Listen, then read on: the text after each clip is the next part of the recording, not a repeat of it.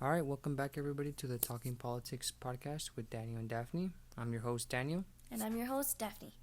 and today's topic is going to be universal basic income. Well, this whole week we're going to be talking about policy perspectives and what these policies can do for our nation. But for this episode specifically, we'll be talking about UBI, or how I said in the beginning, universal basic income.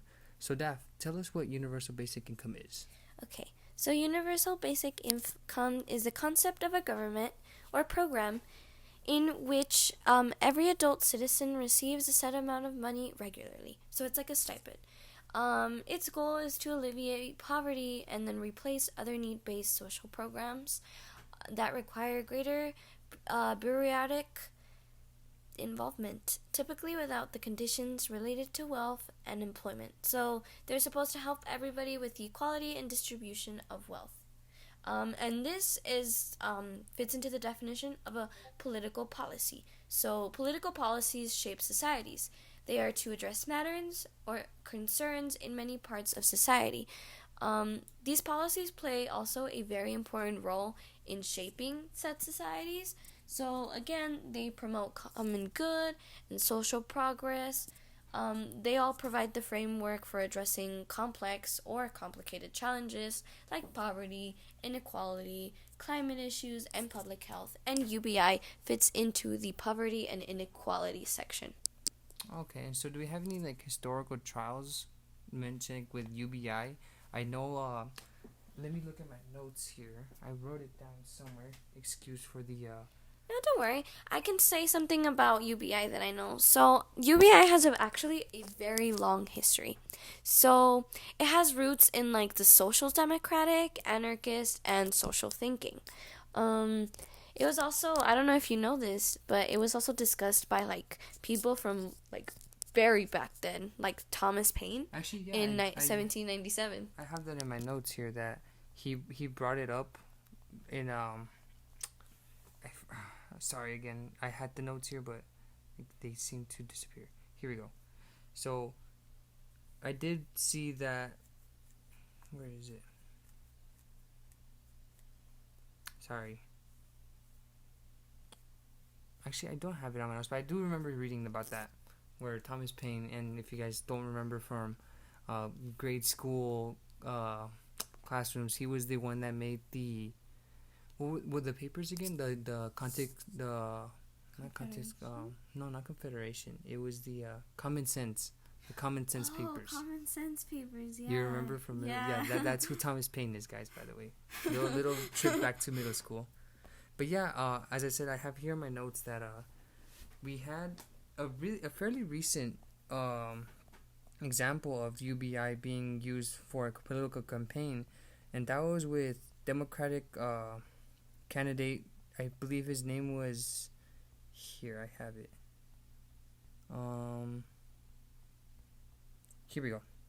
It was Democratic presidential candidate Andrew Yang.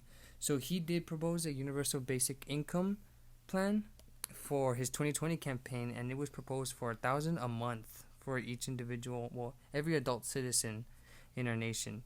But with that, it would kind of cover half of the federal budget, and that was discussed in his plan. Where did he conduct this campaign? He was running it through, I believe, press conferences. Oh, okay. Let me see real quick. Because I also have information that there's been various trials conducted in other countries too, and it's worked. So in Kenya, Finland, Namibia, India, and also in Canada, our sister country right next to us. And then I also heard that it has been tried in Stockton, California in 2019, so I don't know if that has a connection, but it was kind of like an experiment that seemed to be a very big success in regards to the low income class there. Mm-hmm.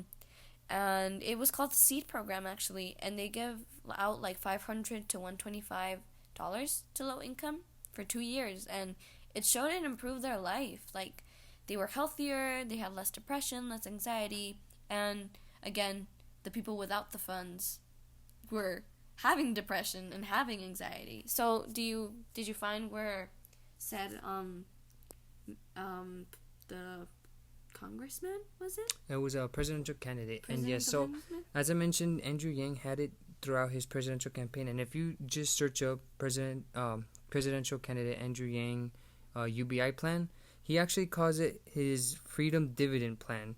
And as I mentioned earlier, it was a universal basic income of $1,000 a month, $12,000 a year for every American adult over the age of 18. And as we said in the definition or explanation of what a UBI is, this is completely separate from one's work status or any other factor of income.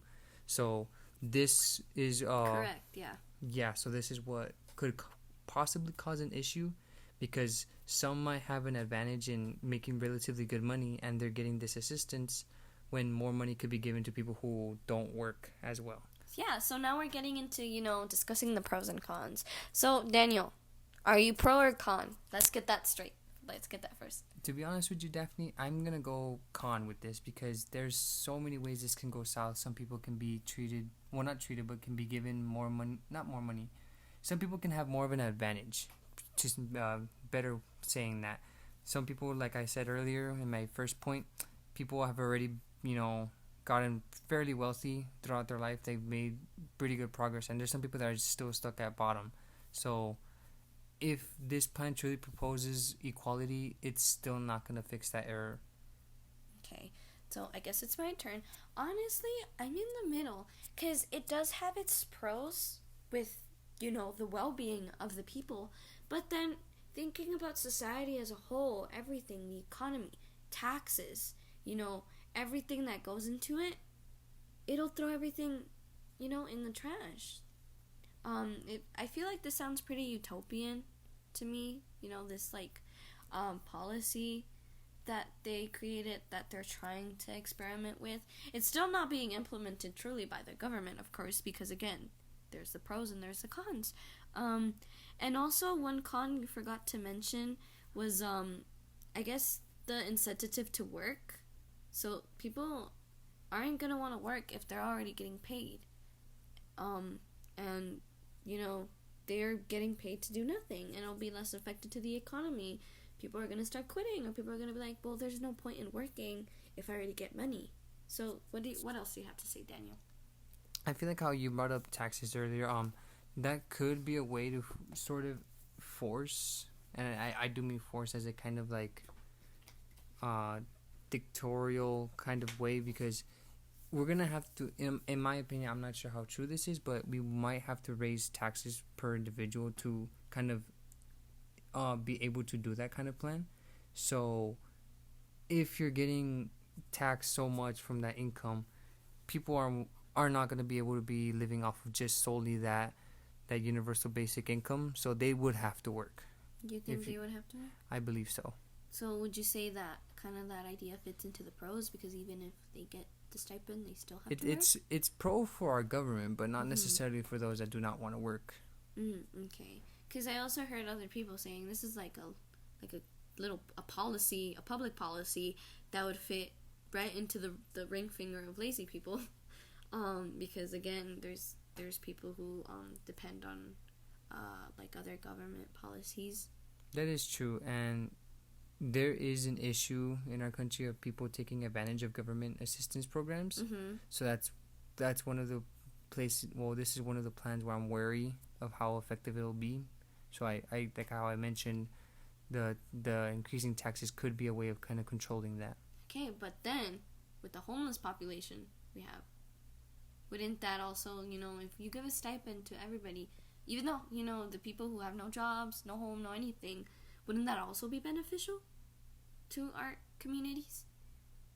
That'd be really difficult, because some of these people don't have necessarily homes to be placed under to receive these funds. They don't have bank accounts. So I see what you're trying to say with that, but it'd be too difficult, and I feel it'd be too much work for our government to go through. So while it is in good spirits you say that, I don't think it's truly possible to help combat that issue. I know UBI was kind of talked about and made for poverty reduction. That's that's why the idea comes from the very low class, the people who have nothing would really benefit from this. And if they wanted to, or if they could rise to the top, and it would also challenge the idea of inequality. So, yeah, I mean, that's it we have today. We will also be having another episode next week about another public policy. So again, Universal Basic Income, aka UBI, is just a political policy that was just made for, giving a stipend to every adult citizen. And its goal is to alleviate poverty and replace other need-based social programs. But right now, it is not part of our government, but it's been in the talks in a lot of places. So, yeah, that's it. I was your host, Daphne. And your host, Daniel. And yeah, goodbye. And thank you.